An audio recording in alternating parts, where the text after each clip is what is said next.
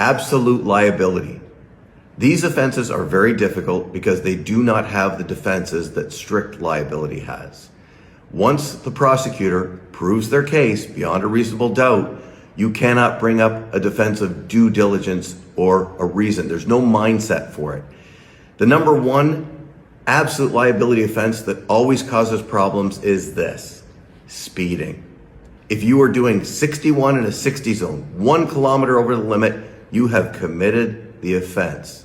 The number of people that I've talked to over the years in policing and being a defense agent that said, but I had to get home.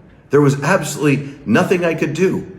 So your defenses are basically very, very limited, but you can't bring up a due diligence defense. You can't bring up a set of circumstances that, if believed true, would render you innocent.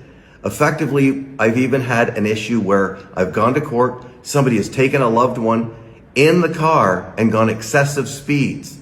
They lost the trial because there's a simple remedy: call an ambulance, and there's always an issue. So it's one of the hardest ones to defend.